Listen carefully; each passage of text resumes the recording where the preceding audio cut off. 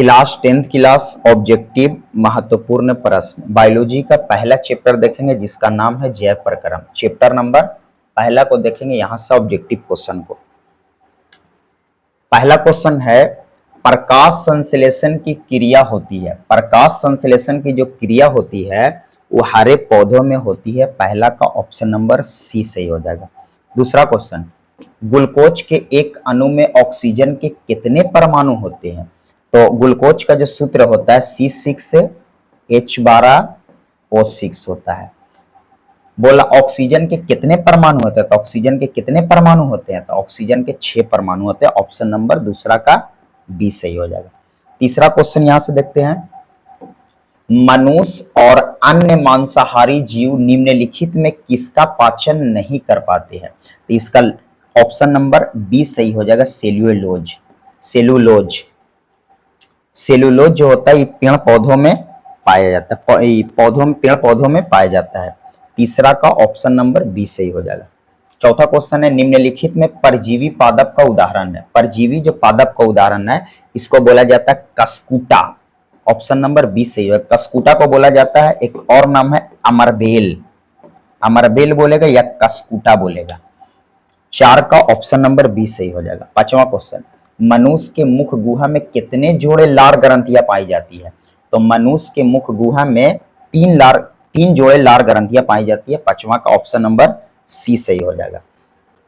छठा number question देखते हैं। छठा नंबर, दांत के सबसे ऊपरी परत है, तो दांत के सबसे ऊपरी परत को बोला जाता है इनामिल। 6 का ऑप्शन नंबर बी सही हो जाएगा। 7 नंबर क्वेश्चन है, मुख गुहा में आहार का कौन सा भाग पाचन नहीं होता है? तो इसका कौन सा भाग आहार का कौन सा भाग पाचन होता है? तो ऑप्शन नंबर बी सही हो जाएगा, कार्बोहाइड्रेट। 7 का ऑप्शन नंबर बी सही हो जाएगा। 8 नंबर क्वेश्चन है, स्वपोषी पोषण के लिए आवश्यक होता है। स्वपोषी पोषण के लिए यानी कि पेड़ पौधों को अपना भोजन बनाने के लिए पर्णहरित, सूर्य का प्रकाश, कार्बन डाइऑक्साइड, यानी कि इसका ऑप्शन नंबर डी सही हो जाएगा, इनमें से सभी। आगे 9 नंबर क्वेश्चन देखते हैं, प्रकाश संश्लेषण की क्रिया में ऑक्सीजन बाहर निकालता है। ऑक्सीजन जो बाहर निकालता है वो जल से बाहर निकालता है। ऑप्शन नंबर 9 का ऑप्शन नंबर ए सही हो जाएगा। प्रकाश संश्लेषण में क्रिया में ऑक्सीजन को बाहर निकालता है, किससे? जल से निकालता है। 10 नंबर क्वेश्चन है, मैग्नीशियम पाया जाता है। मैग्नीशियम जो पाया जाता है क्लोरोफिल में पाया जाता है। 10 का ऑप्शन नंबर ए सही हो जाएगा। आगे क्वेश्चन देखते हैं, 11 नंबर क्वेश्चन बोला, क्लोरोफिल वर्णक का रंग कैसा होता है? क्लोरोफिल वर्णक का रंग हरा होता है। 11 का ऑप्शन नंबर ए सही हो जाएगा। 12 नंबर क्वेश्चन है, कवक में पोषण की कौन सी विधि पाई जाती है? कवक में पोषण की कौन सी विधि पाई जाती है? तो इसका ऑप्शन नंबर बी सही हो जाएगा, जिसका नाम है मृतजीवी। आगे 13 नंबर क्वेश्चन है, सड़ी गली चीजों पर पोषित होने वाले पौधे क्या कहलाते हैं? यानी कि सड़े गले चीजों से अपना भोजन को प्राप्त करते, इसको बोला जाता है मृतजीवी। 13 का right answer option number B सही हो जाएगा। 14 नंबर, पत्तियों में गैसों का आदान प्रदान कहाँ होता है? तो ये होता है रंध्र में होता है। ऑप्शन नंबर 14 का बी सही हो जाएगा। 15 नंबर क्वेश्चन, तो शरीर की सबसे बड़ी ग्रंथि है जिसको बोला जाता है यकृत। इसी का नाम इंग्लिश में बोला जाता है लीवर। यानी कि ऑप्शन में यकृत ना रहेगा तो लीवर रहेगा। शरीर की सबसे बड़ी ग्रंथि है।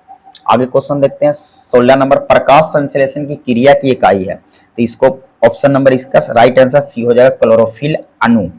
16 का ऑप्शन नंबर सी सही हो जाएगा। 17 नंबर क्वेश्चन देखते हैं।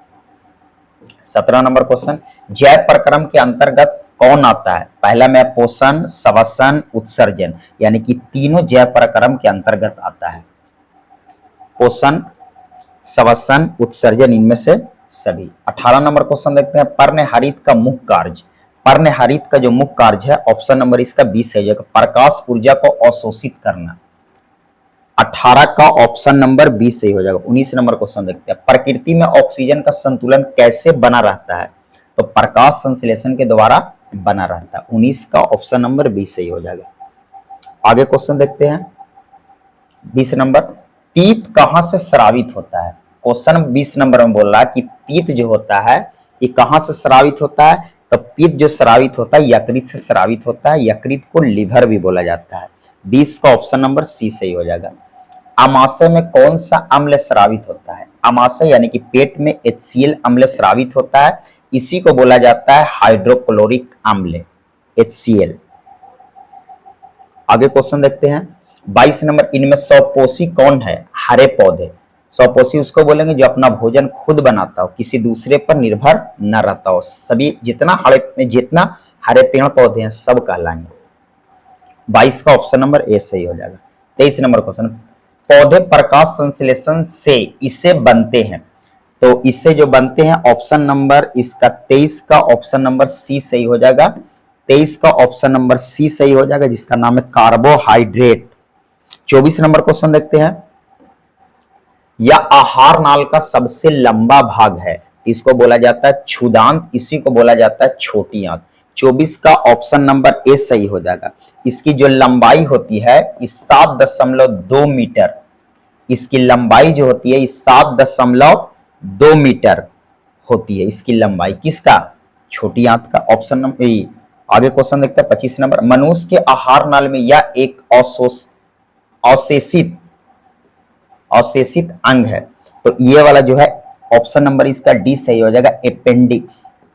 26 नंबर क्वेश्चन देखते हैं, कुटपाद किसमें पाया जाता है? कुटपाद किसमें पाया जाता है? इसका ऑप्शन नंबर सी सही हो जाएगा, अमीबा। और क्वेश्चन आएगा कि अमीबा अपना भोजन को कैसे पकड़ता है, तो कुटपाद के द्वारा पकड़ता है। आगे 27 नंबर क्वेश्चन, निम्नलिखित में कौन सा एंजाइम लार में पाया जाता है?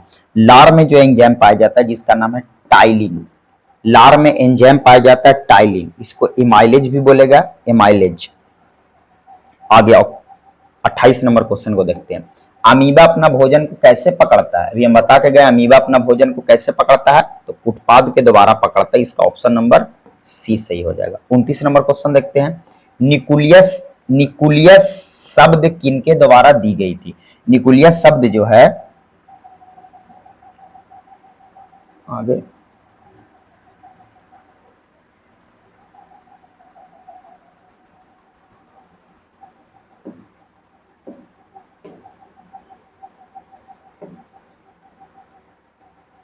आगे देखते हैं।